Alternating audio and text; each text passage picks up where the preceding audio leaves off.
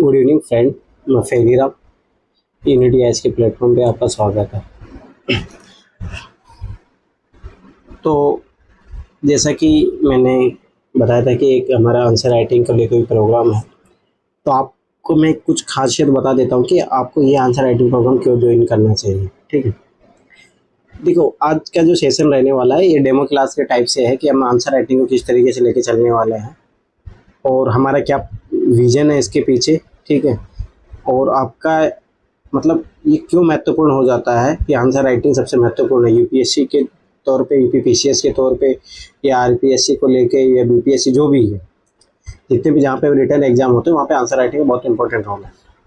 तो इसको लेके हम एक 1 ईयर कोर्स है हमारा, जब तक हम आपका फाइनल सिलेक्शन इंश्योर नहीं हो जाते हम तब तक आपके साथ में रहेंगे। ठीक है, जैसे मान लो कि आप प्री निकालते, प्री के बाद मेंस, ठीक है, मेंस से होता है, इतना मेंस तक इंश्योरिटी देंगे कि आप तब तक आप हमारे साथ जुड़े रह सकते हो ये कोर्स जब आप ज्वाइन करते हो। ठीक है, अब इसमें क्या क्या होने वाला है, देखो कुछ बेसिक आंसर राइटिंग क्लासेस रहेगी आपके, जिसमें मैं आपको बताऊंगा कि क्वेश्चन बाय क्वेश्चन कौन से क्वेश्चन होते हैं जो पैराग्राफ फॉर्मेट में लिखने चाहिए, कौन से question flow chart, diagram, map, data किस तरीके से यूज़ करें, इंट्रोडक्शन किस तरीके से शुरू किया जाना चाहिए, मेन बॉडी कैसे आप इनोवेशन कर सकते हो, कंक्लूजन किस तरीके से आप लिख सकते हो। ठीक है, देखो अब आप लोग ये बताओगे कि मतलब कि सर क्या आपका ये क्या रहा है। देखो मैं बता रहा हूँ कि मैंने लगभग 2-3 कोचिंगों में मैंने काम किया है, लगभग मैंने 5000 मॉडल आंसर लिखे हैं।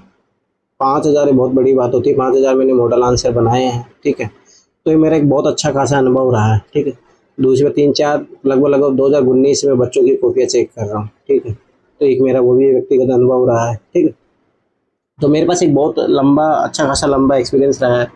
ठीक है, दूसरी बात मैंने बहुत सारे टॉपरों को एनालाइज किए, ये मान के चलो कि मैं 2014 से टॉपरों को देखते आ रहा हूँ, तो उनका जो अपग्रेडेशन लेवल है वो किस तरीके से आंसर राइटिंग इम्प्रूव कर रहे हैं, तो वो सारी चीज़ें भी मैंने रखा है कॉन्टेक्स्ट में। ठीक है, और मैंने टॉपरों को एनालाइज किया है, तो ये लगभग मेरे बहुत लंबा एक्सपीरियंस। देखो बात देखो एक दो तरीका होता है। अब कुछ लोग ये बोल सकते हैं कि mains answer writing but topper ही सिखा सकते हैं, ऐसा नहीं है। देखो एक्सपीरियंस भी एक चीज़ होती है, जैसे मैंने टॉपर्स की कॉपी भी देखी है बहुत सारी। ठीक है, मैंने खुद से भी मैंने बहुत सारे 5000 मैंने मॉडल आंसर बनाए हैं। ठीक है, मैंने बहुत सारे बच्चों की कॉपियाँ भी चेक की है, तो एक बहुत लंबा मेरे पास अनुभव है। ठीक है, इतना मुझे गारंटी है कि मैं आपको सिखाऊंगा, आप उसको लागू करोगे तो आपका मेंस जरूर 100% गारंटी से निकलेगा, ये मुझे पता है, क्योंकि मेरा जो गाइडेंस है वो काम रहा है। ठीक है, तो ये चीज़ याद रखना। तो इसमें मैं कुछ answer basic answer writing class है। अब देखो सब ऐसी बात है, आंसर राइटिंग जो मैं क्लासें लूँगा ऐसा नहीं, मैं भी कहीं से मान लो कि जो स्टैंडर्ड बुक्स है वहाँ से मैं पढ़ के फिर टॉपर्स का जो रहे ब्लॉग स्लॉग्स उनको सब पढ़ के मैं आपको फिर वो कंक्लूड करूँगा। ठीक है, मेरा काम है कि आप लोग ओनली फोकस करो आपके आंसर राइटिंग स्किल इम्प्रूवमेंट करने पे। अब आप लोग ये सब सारी चीज़ 10 मार्केट में 10 बुक पढ़ी उसको नहीं पढ़ने जा सकते, वो काम मैं करूँगा। ठीक है, तो जितने भी मार्केट में आंसर राइटिंग को लेके बुक है, कोई अच्छी से अच्छी बुक है, जैसे मान लो कि सृष्टि देशमुख का जो है बुक है, मान लो कि निशांत जैन का कोई बुक है। ठीक है, तो उन्होंने कुछ रिकमेंड किया, तो सारी चीज़ें वो मेरा काम है कंक्लूड कराने का। तो उसमें बेसिक आंसर राइटिंग क्लासेस में ये रहेगी, मैं आपको कुछ सिखाऊंगा। ठीक है, उसके बाद में आपको क्या करेंगे, मंडे टू फ्राइडे आपको 2 क्वेश्चन दिए जाएंगे। ठीक, आप देखो जो हमारे जो द्वारा जो क्वेश्चन दिए गए हैं वो, या आप जो मतलब कि अपने अनुसार भी लिख के ला सकते हो। ठीक है, परंतु जो आप अपने अनुसार लिख के लाओगे उसका हम आपको मॉडल आंसर नहीं देंगे, परंतु हाँ अगर आप मेरे से पर्सनली डिस्कस करना चाहोगे तो मैं डिस्कस करूंगा आपके साथ, कोई दिक्कत नहीं। ऑफलाइन बच्चे तो मेरे से आगे पर्सनली भी मिल सकते हैं, उसमें कोई दिक्कत नहीं है। जो हम आपको जो क्वेश्चन देंगे, ठीक है, उसका मैं वीडियो सॉल्यूशन दूंगा आपको। ठीक है, कि मॉडल आंसर किस फॉर्मेट में बनना चाहिए, क्या सारी चीज़ें, वो मेरा काम रहेगा। सैटरडे संडे एक दिन इन दोनों में से एक दिन, जो मान लो कि मंडे टू फ्राइडे 10 क्वेश्चन दिए जाएंगे उनका मैं बैठ के आपको एक ब्रीफ आइडिया दे दूंगा कि इसमें इंट्रोडक्शन आप इस तरीके से शुरू कर सकते थे, मेन बॉडी में ये इनोवेशन कर सकते थे, ये मैप बना सकते थे, कंक्लूड इस तरीके से कर सकते थे। ठीक है, वो मेरा काम है। ठीक है, अब देखो ऑफलाइन फ़ी है इतना है, ऑनलाइन इतना है। ठीक है, अगर आप 10% डिस्काउंट है, ये साल भर रहने वाला है, परंतु अगर अभी ज्वाइन करते हो 30 जून से पहले, ठीक है, तो इसमें 50% का डिस्काउंट मिलेगा। ठीक है, तो मतलब यही है कि और मंथली भी कोई करना चाहता है तो मंथली ये है रहेगा। ठीक है, याद रखना कि ये जो है प्राइस अभी 3000 में पड़ जाएगा आपको, ये 1500 रुपये में पड़ जाएगा साल भर के लिए, अगर आप 30 जून से पहले डिस्काउंट ऑफर का फ़ायदा उठाते हो। ठीक है, तो ये सारी चीज़ें होगी। अब आप अपना आते हैं आंसर राइटिंग को लेके, ठीक है। अब देखो ये चीज़ ध्यान से समझना, मैं आज इसको अच्छे तरीके से आपको समझाऊंगा कि वाई आंसर राइटिंग मतलब क्यों इम्पोर्टेंट है, क्यों इस पर। अगर देखो आप एक चीज़ ध्यान से समझना, बच्चे साल भर 2-2 लाख की कोचिंगें देके वहाँ पे काम कर पढ़ते हैं, पैसा देते हैं, पर वहाँ पे आंसर राइटिंग अलग से कोई नहीं सिखाता। ये मैं लिख के दे रहा हूँ क्योंकि मैं भी कोचिंग किया, मुझे पता है। तो वहाँ पे 2 लाख का आप कोचिंग करने के बावजूद भी वहाँ पे आंसर राइटिंग नहीं, आप वहाँ पे कोई ऐसे नहीं सिखाएगा भाई आंसर राइटिंग कैसे लिखा जाता है, कैसे इंट्रोडक्शन होता है, कैसे मेन बॉडी में आप कर सकते हो, कंक्लूजन क्या होता है, इस कोई नहीं सिखाता। कंक्लूजन बेहतर कैसे करें, इंट्रोडक्शन को आप बेहतर कैसे करोगे, मेन बॉडी को आप कैसे बेहतर कर सकते हैं, ये कोई नहीं सिखाएगा, ठीक है। तो पहली बात एक चीज़ ध्यान से समझ लो। तो आप जैसे बड़ी बड़ी कोचिंग में देख लेना, जो भी पढ़ रहे हैं वो भी आप जानते हैं कि वहाँ पे कोई स्पेशली इसके लिए कोई टीचर डिजाइन नहीं है। सोचो कि सबसे महत्वपूर्ण है यूपीएससी। अपने देखो जो मेरा जो मेन मॉडल है यूपीएससी को लेके, फिर आप अपने अपने अनुसार उसको डिवाइड कर सकते हो। स्टेट पीसीएस में सबका अपना अपना रोल है। अब देखो इसका इम्पोर्टेंस ध्यान से समझना, ठीक है। देखो सबसे बड़ी बात है मेंस एग्जाम जो 1750 मार्क्स का होता है, और इसी पे आपकी मेरिट भी डिसाइड होती है कि आप इंटरव्यू के लिए क्वालिफाई करोगे। दूसरी बात फाइनल सिलेक्शन भी आपका इसी के आधार पर है, और ये 1750 मार्क्स ही आपके डिसाइडेड करेंगे। इंटरव्यू के तो ओनली 275 मार्क्स होते हैं, ठीक है। आप ये सोचो कि आंसर राइटिंग अगर आपने अच्छे से कर लिया, ठीक है। अब मैं कुछ टॉपरों को आपके बारे में बताना चाहता हूँ, ठीक है। एक 2018 की बात है, उस टाइम जब मैं मेरा फर्स्ट टाइम था, तो मैंने एक टॉपर था। तो सोचो उस बंदे ने मेंस में इतने 950 ऐसे नंबर ले आया था इसी में वो। तो अगर वो इंटरव्यू में जस्ट ओनली अपियर होता और जो मिनिमम मार्क्स मिलते तब भी उसका सिलेक्शन इंश्योर था।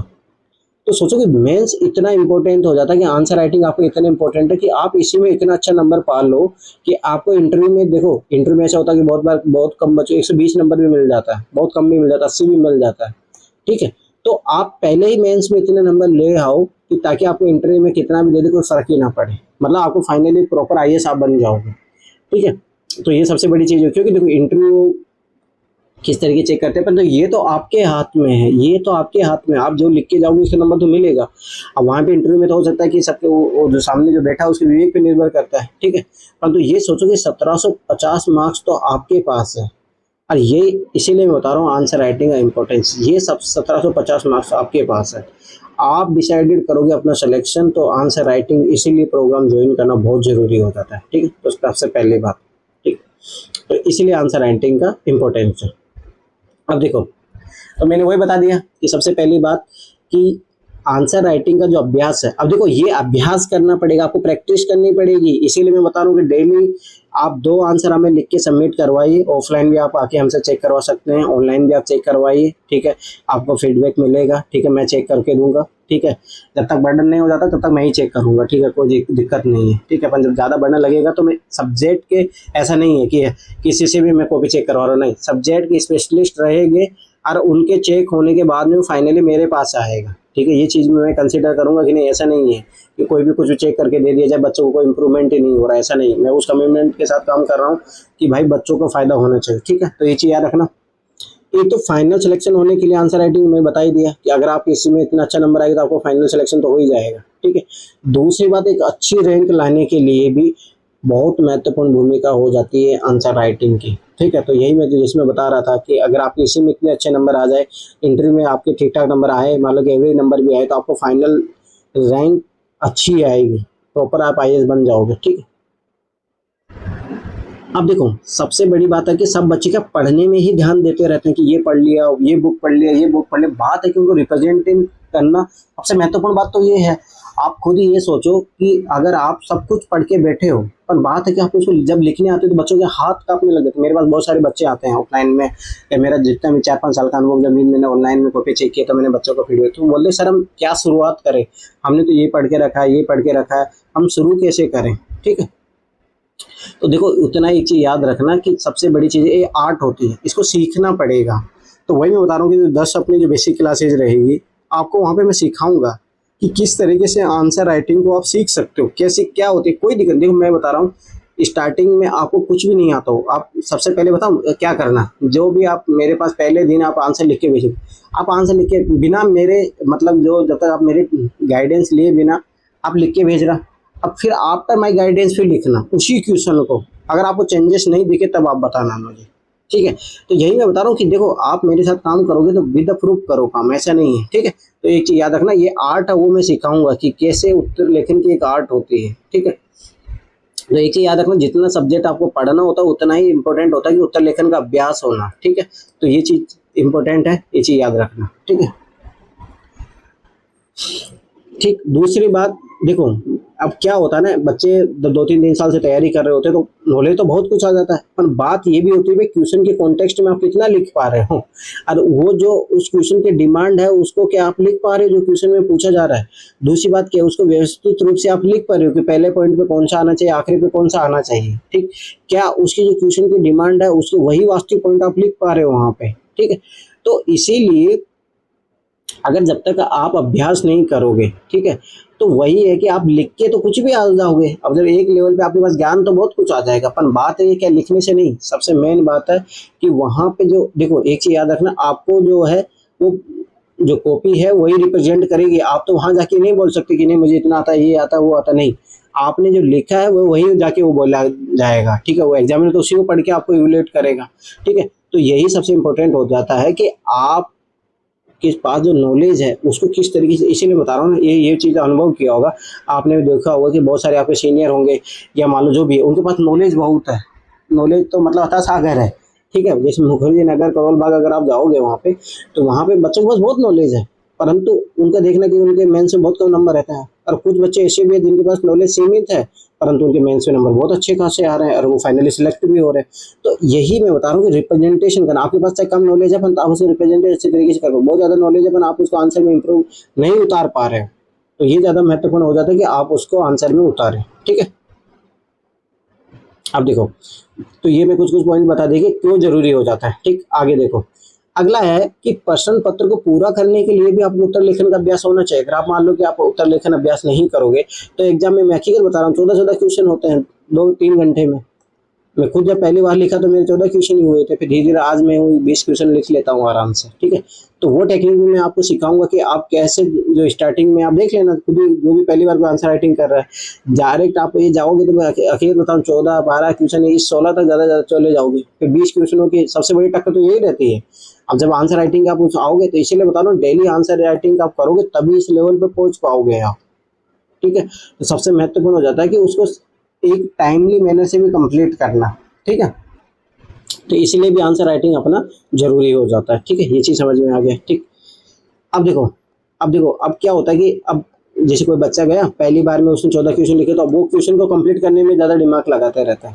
देखो अभी स्टार्टिंग में आपको क्या करना चाहिए कि कंटेंट अपना तैयार करना चाहिए। अभी मैं आगे वो चीज़ें बताऊंगा आपको, ठीक है। सबसे महत्वपूर्ण चीज़ अभी ये हो जाती है आपके लिए कि अभी आप कंटेंट डेवलप करो, कंटेंट पे काम करना सीखो। जब आपको, देखो ध्यान से समझना, जैसे मान लो कि आपके बाद में फूड प्रोसेसिंग के बारे में कोई क्वेश्चन आया, फूड प्रोसेसिंग का मान लो कि ये क्वेश्चन आया, सिंपल से मैं कोई क्वेश्चन बनाता हूँ कि फूड प्रोसेसिंग का अभी भारत में क्या संभावनाएं हैं, ठीक है, और इसकी क्या समस्या है। सीधे से सिंपल से 2 डायमेंशन में क्वेश्चन पूछा, ठीक। अब देखो सब ऐसी बात है, इसकी इंट्रोडक्शन फूड प्रोसेसिंग का डेफिनेशन दे दी, सबसे सिंपल तरीका भाई। अब इसके क्या संभावनाएं आप ये बता दिए और इसके क्या चैलेंजेस है, और आखिर को समाधान बता के आपने कंक्लूड कर दिया, ठीक। सिंपल सा है, कुछ ही नहीं है।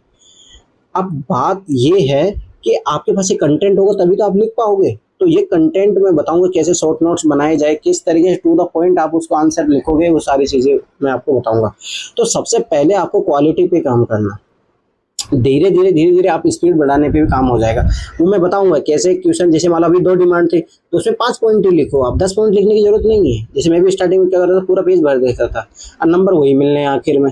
तो बात आप ये चीज सोचो कि जो भी क्वेश्चन रहेगी उसकी जो डिमांड है उसके 5 पॉइंट लिख दो, 5 पॉइंट पक्ष में, 5 पॉइंट विपक्ष में, आखिर में उसी को कंक्लूड कर दो पॉजिटिव वे से, हो गया आंसर कंप्लीट, ठीक है। तो ये चीज़ मैं बताऊंगा। तो सबसे पहले आपको क्वालिटी पे ध्यान देना है, ठीक है। ये चीज़ याद रखना कि आपको सबसे पहले क्वालिटी पे काम करना है, ठीक है। अब धीरे धीरे जब क्वालिटी पे आप आंसर अच्छे आंसर लिखने लग जाओगे, धीरे धीरे अपन टाइम को भी अपन उसको एक टाइमली मैनर में भी लाने का प्रयास करने लगे। वो मैं करवा दूंगा, वो मुझे पता, वो बड़ी बात। मैं भी तो 14 से 20 क्वेश्चनों पे पहुंचा हूँ और वो मैं बता दूंगा, ये मेरा एक्सपीरियंस है। मैं 3-4 बार टेस्ट दिए तो हो जाएगा, उससे कोई बड़ी बात नहीं, ठीक है। वो हो जाता है, कोई इश्यू नहीं है, ठीक है। उसमें कुछ तरीके मैं बताऊंगा किस तरीके से क्या होता है, सारी चीज़ें, ठीक। कुछ क्वेश्चनों को किस तरीके से डील करना चाहिए, कैसे पहले बड़े क्वेश्चन करने चाहिए, फिर आखिर में छोटे क्वेश्चन करने चाहिए, वो सारी चीज़ें मैं बताऊंगा, ठीक है। तो वो हो जाएगा। सबसे महत्वपूर्ण है कि क्वालिटी भी देखो, आंसर जो नंबर तो क्वालिटी के मिलेंगे अपने को, कंप्लीट पेपर के तो नंबर नहीं मिलते हैं ना, ठीक है बना, वो भी मैं बताऊंगा क्या रहता है। ठीक, दूसरी बात है, ये चीज याद रखना कि आंसर राइटिंग प्रोग्राम अगर आप अभी ज्वाइन करोगे, अब कुछ बच्चे क्या होता है डायरेक्ट जाके मेंस लिखते हैं, उससे मैं बता रहा हूँ नहीं, उनका तो कभी ऐसे मेंस नहीं निकलेगा। देखो एक आध टॉपर बोलते हैं कि हमने एक भी ऐसे नहीं लिखा, हमने डायरेक्ट एग्जाम में जाके लिखा, ये देखो बच्चों के भविष्य के साथ खिलवाड़ करना। यही मैं बता रहा हूँ ना, टॉपर देखो हकीकत में क्या है, देखो अब जैसे मान लो कल ही मैं टॉपर बन जाऊंगा, अब मुझे भाई पॉपुलैरिटी गेन करनी है, ये चीज़ ध्यान से समझना। तो मैं बताऊंगा इन्हें, अगर मैं ऐसे लिखूंगा यार मैंने तो बहुत रगड़ रगड़ के लिखा था, मैंने तो 1000 ऐसे लिख दिए थे, 5000 ये लिख दिए थे, तो आपका ना जो सामने वाला जो एक्सपीरियंस है, जो मान लो फ्यूचर में तैयारी करने वाले, तो आपको अरे यार इतने मेहनती, ये तो रास्ता हम नहीं अपनाने वाले। तो आप भी चाहोगे कि मैं यार ऐसा तरीका बताऊं जिससे बच्चे मेरी तरफ प्रभावित हो जाए, तो वो बोलेंगे मैंने तो एक आध भी ऐसे नहीं लिखा, मैंने तो डायरेक्ट एग्जाम में जाके लिखा। हकीकत में बता रहा हूँ ना, टॉपर्स कभी भी अपने जो रियलिटी है तो उसको रिवील नहीं करते हैं। कभी पर्सनली किसी टॉपर से आप मिलो, अगर वो झूठ नहीं बोल रहा हो तो। मैंने पर्सनली, मेरा अनुभव रहा है कि बहुत सारे टॉपर बनने के बाद भी इतना झूठ बोलते हैं अपने आप को। मैं पर्सनली मैं बता रहा हूँ, रियलिटी आप विश्वास नहीं करोगे, ठीक है। तो हकीकत में बता रहा हूँ, तो ये चीज़ भी याद रखना, टॉपर्स की बात कहीं कहीं बात, वो हर चीज़ लकीर नहीं है कि उन्होंने बोल दे वही सही चीज़। आप ये खुद ही सोचिए, तो भाई स्वाभाविक सी बात है, कोई ऐसे कैसे लिख सकता है कि डायरेक्ट जाके एग्जाम में ऐसे लिख आ रहा, वो पास भी हो जाए, इंटरव्यू कॉल भी आ जाए, सब कुछ हो जाए, ये कैसे हो सकता है? आप भी खुद ही चीज समझो ध्यान से। आपको ये इतना तो खुद, अरे आप खुद ही पहले दिन ऐसे लिख के बैठो, कितना भी आपके पास नॉलेज हो, कुछ ना कुछ इधर उधर करोगे आप, इंट्रोडक्शन अच्छे तरीके से नहीं, सिस्टमेटिक वैसे नहीं लिख पाओगे, उसमें कंटिन्यूटी आप मेंटेन नहीं कर पाओगे, आंसर में वो सारी चीजें नहीं दिख पाएगी, तो ये कैसे हो सकता है? आप खुद ही पॉसिबल सोचो, ठीक है। तो दूसरी बात एक चीज रखें, आंसर राइटिंग एक कला है, तो ये कला होती है भाई, सीखना पड़ता है, और कला सीखने के लिए आपको गुरु की जरूरत होती है। आप ऐसे नहीं कि हाँ एक दिन परम ज्ञान आएगा, मैं अपने आप सब कुछ सीख जाऊंगा। ये खुद ही सोचो भाई, एक आर्ट है ये, आर्ट कोई भी चीज़ हो, आर्ट हो चाहे बैट, मान लो कि आप क्रिकेट खेलते हो, या मान लो कि आप पेंटिंग करना सीखना हो, ये आर्ट होती है, आर्ट आपको सीखना ही पड़ता है, ठीक है। और दूसरी बात, कोई भी आर्ट आपको सीखने के लिए टाइम लगता है, ये चीज़ याद रखना, टाइमली सीखा जाता है, उसमें ऐसे नहीं एक ही दिन में, मैं वही बता रहा हूँ, टॉपर बोल दिया कि मैं तो जाके लिखा मैं लिख दिया, ऐसे से नहीं होता है भाई, आर्ट है, और आर्ट है तो टाइम लगता है, उसके लिए आपको क्या करना पड़ेगा, वो जो बोलते हैं ना कि करत करत अभ्यास, तो भाई उससे तुम सीखोगे तो टाइम लगेगा, ठीक है। तो टाइमली इसको सीखा जा सकता है, ऐसे नहीं होता कि आप एक ही दिन में सारी चीज़ें सीख जाओगे, ठीक है। तो ये चीज़ याद रखना, ठीक। अब इसके लिए क्या क्या रिक्वायरमेंट है आंसर राइटिंग सीखने के लिए? सबसे पहले दृढ़ इच्छा शक्ति होनी चाहिए। तो सबसे स्वाभाविक सी बात है कि आपको इस एग्जाम को क्रैक करना भी है, तो उसके लिए दृढ़ इच्छा शक्ति होना बहुत स्वाभाविक सी बात है। अगर आपके पास दृढ़ इच्छा शक्ति नहीं है, आप कर ही नहीं पाओगे ये एग्जाम को क्रैक करने के लिए, स्वाभाविक सी बात है। तो पहली बात दृढ़ इच्छा शक्ति चाहिए, गहन प्रयास चाहिए। तो भाई सबसे पहली बात है दृढ़ इच्छा शक्ति आपको चाहिए कि हाँ डिटर्मिनेशन, मुझे करना है ये चीज़। आंसर राइटिंग आप डेली 2 आंसर लिखोगे तभी जाके कुछ होगा। मैं बता रहा हूँ, जब मैंने स्टार्टिंग में सेकेंड अटेम्प्ट के बाद में, जब ऐसे मैंने करता ही था, जब मैंने लगातार 3-4 महीने बहुत सारे आंसर लिखे, तब जाके मैं आंसर राइटिंग के लेवल पर पहुंचा कि अच्छा इस तरीके से आंसर लिखे जाते हैं। मैं फिर वही बता रहा हूँ, ऐसे नहीं होगा। दृढ़ इच्छा शक्ति होगी, गहन प्रयास करना पड़ेगा, उचित मार्गदर्शन, ये बहुत इंपॉर्टेंट है, गाइडेंस चाहिए। आप विदाउट गाइडेंस और कुछ भी लिख रहे हो, आपको लग रहा है एकदम मैं ही टॉपर हूँ, अरे भाई आपको इवैल्यूएट करने वाला भी तो कोई होना चाहिए, ये बहुत महत्वपूर्ण है। आप ये चीज़ सोचो कि नहीं तो मैं तो अपने विषय का टॉपर हूँ तो वो चीज़ें बहुत मायने रखती है, ठीक है। तो सबसे पहले दृढ़ इच्छा शक्ति होना चाहिए, ठीक, गहन प्रयास होना चाहिए, ठीक है, उचित मार्गदर्शन होना चाहिए कि आप जो आपकी जो प्रोग्रेस हो रही है नहीं हो रही है, तो आप जब हमारा कोर्स ज्वाइन करोगे तो आपको इवैल्यूएट करके देंगे। हम पहले दिन देख लेना, मैं बच्चों को 0-0 नंबर भी देता हूँ, मैं बहुत हार्ड, और मैं कॉपी चेक करने में बहुत हार्ड स्ट्रिक्ट रूल फॉलो करता हूँ। दूसरी बात, मैं एक एक चीज़ वो फॉर्मेट बताऊंगा, किस फॉर्मेट से कॉपी चेक होती है, किस फॉर्मेट से कॉपी चेक होती है। मेरे पास एक वो भी है, क्योंकि मैंने बहुत जगह काम किया हो तो हमें भी वहाँ पे सिखाया जाता है। तो मैं फॉर्मेट बताऊंगा, देखो इंट्रोडक्शन कितने नंबर आते हैं, 0.25 नंबर ऐसे रहते हैं, मेन बॉडी कितना नंबर रहता है, कंक्लूजन कितना नंबर रहता है, जो राइटिंग होता है उसका भी नंबर होता है। तो वो सारी चीज़ें बताऊँ और उसके आधार पर मैं नंबर दूंगा। देख लेना, मेरे स्टार्टिंग में मैं 0.05 ऐसे नंबर भी दूंगा, और बहुत सा तो कहीं तो 0 भी मैं दूँ, ये देख लेना। मैं हार्ड एंड सिस्टम में, देखो बहुत सारे कोचिंग वाले क्या करते हैं ना, बच्चों को आंसर राइटिंग प्रोग्राम में के लिए प्रोसेस करने के लिए अच्छा 5 नंबर दे दिया, और वो हकीकत में कुछ भी 5, उसका नंबर 1 नंबर लायक नहीं था उसका उत्तर, और 5 नंबर दे दिया जाता है। नहीं, ये बहुत गलत है कि बच्चों को जब तक आप रियलिटी से परिचित नहीं कराओगे तब तक वो बच्चा सीखेगा कैसे? ठीक है। तो उचित मार्गदर्शन होना चाहिए, नियमित अभ्यास की आवश्यकता होती है आंसर राइटिंग को सीखने के लिए। तो नियमित अभ्यास मैं इसीलिए बता रहा हूँ, डेली आप 2 आंसर आप यहाँ पे लिखोगे, उसको चेक होगा, फिर सैटरडे संडे आपको उसका एक वीडियो सॉल्यूशन मिल जाएगा। तो इस चीज़ से अच्छा क्या रहेगा, तो आप अपने आप को रोज अपने प्रोग्रेस करते रहोगे, ठीक है। अब देखो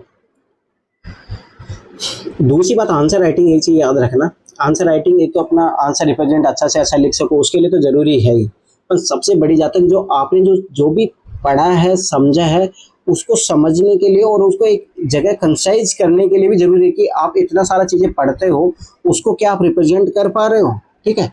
तो इससे क्या है, आपका कॉन्सेप्ट जो क्लियरिटी होती है वो बहुत बेहतर हो जाती है। तो आंसर राइटिंग का ये भी फायदा है कि आपकी कॉन्सेप्ट क्लियरिटी बहुत अच्छी होगी।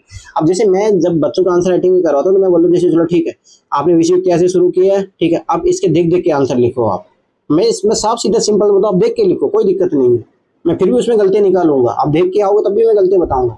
और मैंने है ना बहुत जगह वन ओपन एग्जाम भी मैंने करवाया है, उसके बावजूद भी बच्चे गलतियाँ करते हैं, ठीक है। तो मेरा मॉड्यूल अलग है, मैं सिखाने का मैं देखो साइंटिफिक तरीके से सिखाता हूँ, मुझे पता है कि बच्चों को किस तरीके से सिखाना है, कैसे उस लायक बनाना है। जो सोचो कि बच्चा पहले दिन आंसर राइटिंग से दूर भाग रहा हो, तो मैं उसको पहले तो उसको किताबों के पास लाऊंगा, आंसर राइटिंग उसको तैयार करूंगा, तो उसके लिए तो मुझे जरूरी है ये फॉर्मूला अपनाना। मैं पहले दिन बोल दूँ 5 क्वेश्चन लो और लिख के लाओ, एक में कोई चीटिंग नहीं करेगा इस तरीके से नहीं। बहुत सारे टॉपर ऐसे मतलब ये कि हम तो 7 क्वेश्चन लेते थे, 7 क्वेश्चन और उसको प्रॉपर टाइम 1 घंटे में करते थे, 1 घंटे में करेंगे तब 3 घंटे, ये चीज़ें आंसर राइटिंग नहीं सीख पाओगे ऐसे।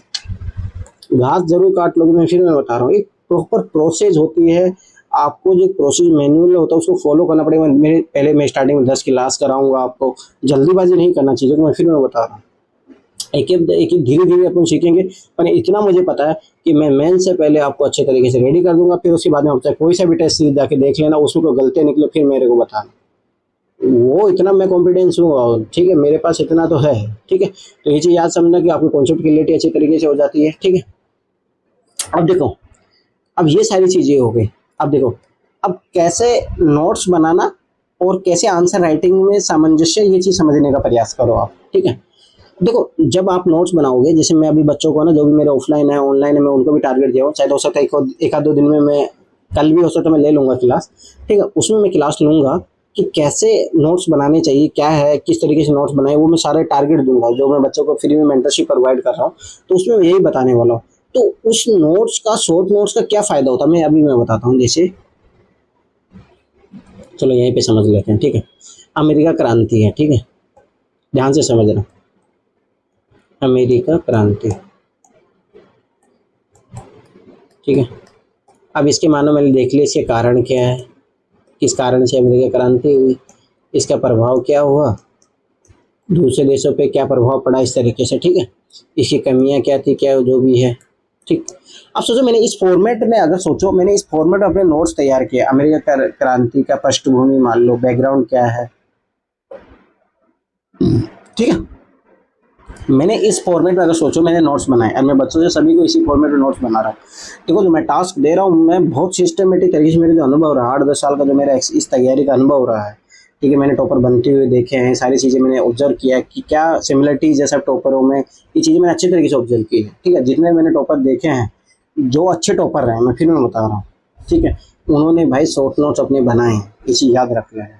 किसी को भी टॉपर को उठा के देख लेना, ऐसे नहीं कि वो कुछ भी पढ़ के बन गया, ऐसा नहीं, बहुत रेयरली होंगे जो 1-2 टॉपर, तो उनको बहुत मेहनत भी लगी होगी, ये बात भी सही है, ठीक है। अब देखो अगर इस तरीके से किसी ने शॉर्ट नोट्स बना के रखे, अब मान लो कि अमेरिका क्रांति से कोई क्वेश्चन आया और आया हुआ भी यूपीएससी में कि अमेरिका क्रांति के कारण क्या थे, इससे दूसरे विषयों पर क्या प्रभाव पड़ा। अब सोचो कि अब जब आपके पास ये शॉर्ट नोट्स ऑलरेडी आपके रेडी रहेंगे, ठीक है, तो आप एक खुद ही सोचो ये शॉर्ट नोट्स आपके रेडी रहेंगे, रटे हुए रहेंगे, तो डायरेक्ट उस एग्जाम में आप फटाफट से लिख पाओगे। दूसरी बात कम टाइम में आप लिख पाओगे, दूसरी बात इनोवेशन आप कर पाओगे यहाँ पे। तो ये फायदा होता है शॉर्ट नोट्स आपको अच्छे तरीके से प्रॉपर अगर मेरे गाइडेंस में आप बनाओगे, प्रॉपर डिजाइन करोगे, तो उसका ये फायदा आपको मिलेगा, ठीक है। तो ये चीज़ ध्यान से समझना, ठीक। तो ये शॉर्ट नोट्स बनाना और उत्तर लेखन एक दूसरे के संपूरक होते हैं, ठीक है। अब देखो वही चीज़ मैंने जो अभी बताया, जितना आपके नोट जितने अधिक व्यवस्थित रहेंगे और सही ढंग से कंसोलिडेट रहेंगे, तो उतना ही उत्तर लेखन का उतना ही बेहतर होगा। इसीलिए अभी देखो जितने भी मेरे पास बच्चे अभी ऑफलाइन आ रहे हैं, तो मैं उनको देखो यही काम सिखा रहा हूँ। सबसे पहले मैंने उनको सिलेबस रटवाया, ठीक है, फिर उसके बाद मैंने पीवाई उनको रटवाया, ठीक है, उसके बाद में पीवाई को मैं उनको बेस में उनको काम दिया हूँ, कि इस तरीके से पीवाईक्यू से आप डायमेंशन क्रिएट करो कि किस तरीके के क्वेश्चन यूपीएससी पूछ रहा है और फ्यूचर में क्या क्वेश्चन पूछने के एक्सेप्ट है। अब जिसमें अभी मैं बता देता हूँ कुछ चीज़ ध्यान से समझ, मैंने क्या काम करवाया है बच्चों से और ये देखो कितना फायदा पहुंचाएगा। जैसे मान लो कि आतंकवाद है, ये कोई टॉपिक है सिलेबस का, ठीक, ध्यान से समझ रहा, ये सिलेबस से टॉपिक आइडेंटिफाई कर लिया। अब सिलेबस में कुछ कुछ डायमेंशन दे दिए थे, जैसे कि मान लो कि चैलेंजेस क्यों बना हुआ है, इस तरीके से चुनौतियाँ, ठीक है। अब देखो ध्यान से समझना, अब मैं लास्ट ईयर पेपर बच्चों को बोला, लास्ट ईयर पेपर देखो 2013 से 2022, ध्यान से समझना 2022, ठीक है। अब ध्यान से समझना, अब वहाँ से कुछ डायमेंशन पता लगे, मान लो 2-3 बार क्वेश्चन पूछा गया, एक तो पता लग गया, तो ये मैं बोल रहा हूँ कि बच्चा जो भी क्वेश्चन रिपीट हो उससे स्टार लगा लो। जैसे मान लो ये क्वेश्चन 3 बार रिपीट हो, 3 स्टार लगा लिए अपन ने। अब वहाँ पे जाके देखो उन्होंने क्या क्या डायमेंशन में पूछा है। अब जैसे मान लो आतंकवाद के कारण पूछ लिया, इनके फंडिंग के स्रोत पूछ लिया, फंडिंग कहाँ से होती है, ठीक है। अब मान लो कि इस तरीके 4-5 डायमेंशन पूछ लिया। अब मैं क्या बोलूँगा कि 1-2 डायमेंशन खुद से भी क्रिएट करो, आतंकवाद क्या होता है, ठीक है, आतंकवाद उभरने के कारण क्या है, ठीक है। इस तरीके से 1-2 डायमेंशन अपने से खुद से तैयार कर लो। मैं बच्चों से ये काम करवा लिया हूँ। अब मैं बोल रहा हूँ कि इसी अकॉर्डिंग आपको शॉर्ट नोट्स रेडी करना है। अब मुझे बताओ, ये सब सारी चीज़ें जब रेडी हो जाएगी, फिर जब आप आंसर राइटिंग पे आओगे तो कोई दिक्कत होगी आपको, ठीक है। उतना ही अच्छा आप आंसर राइटिंग कर पाओगे। ये चीज़ ध्यान से समझने का प्रयास करो, ठीक है। तो देखो इस तरीके से सिस्टमेटिक मैनर से काम करना, मैं वही मैं बात बता रहा हूँ। इस तरीके से काम करोगे तो कुछ भी दिक्कत नहीं होगा। आंसर राइटिंग मैं बताऊँ हंसते खेलते मैं सिखा दूंगा तुम्हें, इतना मैं गारंटी। बहुत सारे बच्चों को बर्डन सर बोलते हैं कि हमारा हाथ धूजने लग जाता है जब हम लिखने जाते हैं। अरे यार ठीक है, कोई बात नहीं है, अपन हंसते खेलते सीखेंगे। पर मुझे इतना पता है कि आप एकदम परफेक्ट आंसर तक मैं पहुंचा दूंगा। परफेक्ट इन द सिलेक्शन हो जाए फाइनली, अपने को तो यही परफेक्ट होता है। वो परफेक्ट तो कोई डिफाइन नहीं कर सकता है, और मुझे इतना पता है कि आपको उस लेवल तो मैं ले जाऊँगा, ठीक है। अब अब देखो कुछ चीज़ें मैं बेसिक बता रहा हूँ कि आंसर राइटिंग के लिए आपको क्या चीज़ें जो बेसिक है, आपको जो नीड होनी चाहिए, ठीक है। देखो सबसे पहले मैं वही बता रहा बच्चों को, मैंने पहले क्या बोला, सिलेबस को अच्छे तरीके से जाना। पहले सिलेबस को अच्छे तरीके से रटो, फिंगर आउट होना चाहिए। मैं फिर बता रहा हूँ, सिलेबस लास्ट ईयर पेपर आपको फिंगर आउट होने चाहिए, बहुत इंपॉर्टेंट है। ये मैं टास्क दिया हूँ बच्चों को, आगे भी मैं यही देते रहूँगा। जब मैं किसी बच्चे को आगे बढ़ने नहीं दूंगा जब तक ये काम नहीं होगा, ठीक है। देखो इसमें साफ लिखा है कि याद कर ले ताकि सभी बिंदुओं को पढ़ते समय आपको बोध रहे तो सबसे पहले इंपॉर्टेंट है सिलेबस आपका फिंगर आउट होना चाहिए। अच्छा जीएस बना, इसमें ये टॉपिक है, ठीक है। इंडियन सोसाइटी में ये टॉपिक है, अच्छा इस तरीके का क्वेश्चन पूछा गया था, अच्छा ठीक है।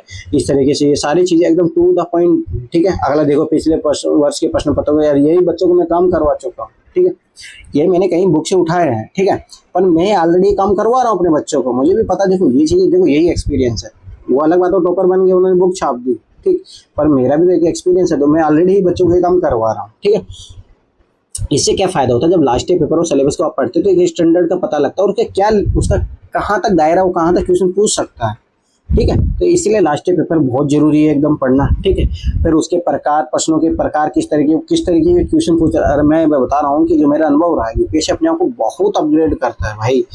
आप एक स्टेट पीसीएस एग्जाम और यूपीएससी में दिन रात का अंतर है। यूपीएससी अप्लाइड फॉर्मेट में क्वेश्चन पूछती है। मैं फिर मैं बता रहा हूँ, जब तक आप to the point short notes बन के रेडी नहीं होंगे, ठीक है। अब देखो एक मेरा जो 10,000 रुपये वाला जो प्रोग्राम चल रहा है उसमें मैं यही कर रहा हूँ। अभी 5,000 रुपये में पढ़ रहा हूँ आपको, उसमें जितने भी GS1 से लेके GS4 में कंसाइज वे में आपको शॉर्ट नोट्स प्रोवाइड करवा रहा हूँ, ठीक है। मुझे पता, देखो कुछ लोग लापरवाह रहते हैं, वो खुद से तो नहीं कर पाएंगे, तो उन लापरवाह लोगों के लिए मैं कुछ तो करूँ हेल्प उनकी करने के लिए, ठीक है। तो वो काम मैं कर रहा हूँ, ठीक है। अब देखो प्रश्नों के प्रकार, भाषा और रूपरेखा का विश्लेषण करना आवश्यक हो जाता है, इसलिए लास्ट ईयर पेपर बहुत जरूरी है। जब तक आप लास्ट ईयर पेपर को कंसेशन में, जो मैं बच्चों का भी टारगेट भी दे रहा हूँ, मैं उसी वे से कर रहा हूँ, ठीक है, ठीक है। अब देखो अपना नॉलेज जो बेस है उसको बढ़ाने के लिए क्या करना पड़ेगा भाई, समझ में आंसर राइटिंग। तो आप एक खुद ही सोचो, एक जो छोटा बच्चा है, ठीक है, उसके पास इस देश दुनिया की कोई खबर नहीं है, तो वो क्या ही इस देश दुनिया के बारे में बता पाएगा। वैसे आप जब तक यूपीएससी सिलेबस और लास्ट ईयर पेपर पढ़ लिया आपने, अब इसके बाद में आपको उसको गेन भी तो करना है, वो मटेरियल, रफ मटेरियल भी तो तैयार करना पड़ेगा ना आपको। तो समझ होता है उसके लिए एनसीईआरटी, मैं पहले बता रहा एनसीईआरटी मस्ट है, ये पढ़ना है। और आंसर राइटिंग जिसको सीखना है उसके लिए तो बहुत जरूरी है। इसके बिना तो तुम आंसर राइटिंग सीख ही नहीं सकते। मैं फिर बता रहा हूँ, क्योंकि आंसर जिस तरीके से एनसीईआरटी डिजाइन किया गया उसमें क्वेश्चन आंसर फॉर्मेट में तैयार किया गया है, जैसे मान लो लोकतंत्र है, डेमोक्रेसी कैसे डेवलप होती है, डेमोक्रेसी में लोगों के पास क्या अधिकार होते हैं, वो ऑलरेडी क्वेश्चन आंसर फॉर्मेट में दिया हुआ है। तो इस आंसर फॉर्मेट के तरीके से आप आराम से आंसर राइटिंग सीख सकते हो, ठीक है। एनसीईआरटी हो गया। उसके बाद में एनसीईआरटी पढ़ने के बाद में स्टैंडर्ड बुक और रेफरेंस बुक होती है वो पढ़नी चाहिए, ठीक है। जैसे मान लो कि लक्ष्मीकांत हो गया, ठीक है। उसके बाद में तुम्हारा इधर स्पेक्ट्रम हो गया, ठीक है। ये सारी चीज़ें जो भी मतलब रेफरेंस बुक बहुत ज़रूरी है, स्टैंडर्ड बुक पढ़ना। फिर उसके साथ में करंट अफेयर का मसाला तड़का ये बहुत ज़रूरी हो जाता है, ठीक है। एक मैं थोड़ा एक मजाक के तौर पे इसको सिखा देता हूँ। जैसे एनसीईआरटी क्या हो गया, आपकी सब्जी हो गई। जैसे मान लो कि आपको लौकी की सब्जी बनानी है, ठीक, ये एनसीईआरटी हो गया आपका, ठीक है। और जितना भी आपका स्टैंडर्ड बुक है सारी चीज़ें आपकी मसाला सारा सब कुछ सारी चीज़ें हो गई, ठीक है। जैसे सब्जी टेल वेल सब कुछ वो हो गया। करंट अफेयर आपका तड़का लगाने के लिए ये चीज़ ध्यान से समझना। ये आखिरी में तड़का लगाएगा वैल्यू एडिशन के लिए। अच्छा, इंट्रोडक्शन में तड़का लगा दिया डाटा का, मेन बॉडी में कुछ आप केस स्टडी डाल दी, कंक्लूजन में कुछ आप डाल दिए, अपना डाटा वाटा डाल दिए, तो ये तड़का लगाने की। तो ये जो बोलते हैं ना आखिरी में, जैसे मान लो कि जो भी है सब्जी को अच्छा मसाला वसाला ये जो सारी चीज़ें होती है उस तरीके से करंट अफेयर काम करता है। और समझ बात, जैसे धनिया डाल देना, मसाला डाल देना, तो ये चीज़ें क्या सब्जी को और अच्छे से आकर्षक इस तरीके से बनाती है। तो करंट अफेयर आपको उसी तरीके से रहता है। ये बहुत इंपॉर्टेंट। जब ये चीज़ें कंपाइल होगी आपके पास तब जाके आप आंसर राइटिंग के लिए एकदम प्रिपेयर हो पाओगे, ठीक। दूसरी बात, एक चीज़ ये याद रखना कि जब तक आप स्टार्टिंग में 20-30 क्वेश्चन लिखोगे तो हो सकता है बहुत ख़राब लिखो, कोई दिक्कत नहीं, घबराना मत। पर मैं इतना गारंटी से बोलो 101 क्वेश्चन लिखोगे तो आपका जो पहला क्वेश्चन लिखा था और इसमें दिन रात का अंतर होगा, इतने मैं गारंटी बताऊँ। प्रोग्रेस होगा ये चीज़, पर वही है कि डेली अभ्यास चाहिए, गाइडेंस में काम होना चाहिए, तभी आपके पास और धीरे धीरे डे बाय डे आपका चेंजेस आते रहेंगे आपके अंदर, ठीक है। आंसर राइटिंग इम्प्रूव होगी। इसीलिए तो मैं देखो, मैं भाई कोई चीज़ पैसे ले रहा हूँ आपसे, तो मैं कुछ आपके अंदर चेंजेस करने के लिए तो मैं पैसे ले रहा हूँ, ठीक है। तो वही मैं बता रहा हूँ कि आप ये आंसर राइटिंग वाला प्रोग्राम ज्वाइन करते तो आपके डे बाय डे आपको चेंजेस दिखने लग जाएंगे, ठीक है। दूसरी बात, मैं ये इतना गारंटी बता रहा हूँ कि आप चाहिए कोर्स ज्वाइन करो ना करो वो एक अलग मामला है, परंतु मैं फिर मैं बता रहा हूँ अभ्यास ही आपको बेहतर बनाएगा। इन टॉपरों के बहकाव में मत आओ कि हमने तो एक भी दिन आंसर नहीं लिखा, डायरेक्ट एग्जाम में जाके लिखे। जो इस लोग इस सपने के साथ जी रहे कि हम भी जाके लिखेंगे टॉपर बन जाएंगे, भाई नहीं। मैं हकीकत बता रहा हूँ, दूर दूर तक सपना भी मत सोचो। फिर अभ्यास ही है जो आपको बेहतर बनाएगा और इसके अलावा कोई और विकल्प नहीं है। ये चीज़ ध्यान से समझ लो। अभ्यास करोगे, खराब से खराब आंसर लिखो, कोई दिक्कत नहीं पहले दिन, पर मैं इतना गारंटी बता रहा हूँ एक दिन आपको अच्छा आंसर भी मैं लिख के आप उस लेवल तक मैं आपको लेके जाऊँगा, ठीक है। तो ये चीज़ याद रखना। दूसरी बात, अभी जितने भी मेरे सारे कोर्सेज जिसमें मैं पढ़ा रहा हूँ, जिसमें मेरा इन्वॉल्वमेंट है, जो भी प्रोग्राम हो गया, फिक्स हो गया, ऐसे हो गया, पीटी वाले जो कोर्सेज है, जिसमें सीसेट वाला सारी चीज़ें, जीएस वाला कोर्सेज, सब में 50% डिस्काउंट है 30 जून तक। मैं फिर बता रहा हूँ बार बार, ये ज्वाइन कर लो, ये बहुत इंपॉर्टेंट है। देखो फिर ऐसे ऑफर आपको मिलेंगे नहीं। अभी ये 10-15 दिन का जो ऑफर चल रहा है, अभी लगभग 9 दिन और आपके पास बचे हैं, ठीक है। तो इसका फ़ायदा उठाओ। और ये कॉन्टैक्ट नंबर है, इस पर कॉल करो आप, ठीक है। 86, ये मेरा पर्सनली नंबर है, 30375, इस पर कॉल करो, या फिर आप ईमेल आईडी के थ्रू UnityIS के अपना ईमेल आईडी है, ठीक है। तो ये चीज़ याद रखो, इस पर आप कर सकते हो, ठीक है। तो ये सारी चीज़ें हैं फिर, ठीक है। तो मैं फिर बार बता रहा हूँ, ऐसे में कुछ कुछ बेसिक क्लासेज, डेमो क्लासेज आपके बीच में इसमें लाते रहूँगा। 1 जुलाई से हमारे सारे कोर्सेज रन हो जाएंगे, ठीक है। तो उसमें आंसर राइटिंग में कुछ कुछ डेमो क्लास अभी करवा ही दिया हूँ। आगे मैं 2-3 दिन में कुछ और क्लासेज में ला रहा हूँ जो कंसाइज वे में। तो जितनी डेमो क्लासेज मैं दे सकता हूँ ताकि आपका ट्रस्ट बढ़े कि मैं जो भी प्रोग्राम कर रहा हूँ। देखो मैं पहले बता रहा हूँ, आपको ऐसा लगता है जैसे आप अभी प्रोग्राम ज्वाइन करो, ठीक है, कोई बच्चा ज्वाइन कर लिया, उसको लगता है कोई भी इंप्रूवमेंट नहीं हो रहा, तो मैं उसको फीस रिटर्न करने को तैयार। इससे ज़्यादा मैं क्या कर सकता हूँ, 100% में फीस रिटर्न करने को तैयार हूँ। तो मैं वही बता रहा हूँ कि मैं वैसे नहीं है कि बहुत सारे बंदे यहाँ पे होते हैं जो सारी चीज़ें आपको ऐसे दिखाते हैं, फिर बाद में कुछ भी सिखा रहे होते हैं, उनको कोई मतलब अकाउंटेबिलिटी नहीं। मेरी अकाउंटेबिलिटी आखिरी दिन तक रहेगी, जब तक मैं प्रोग्राम करवाऊँगा 1-1 दिन तक मेरी अकाउंटेबिलिटी आपके साथ रहेगी, ठीक है। तो थैंक्स फॉर वॉचिंग, फिर मिलते हैं कुछ नया टॉपिक के साथ।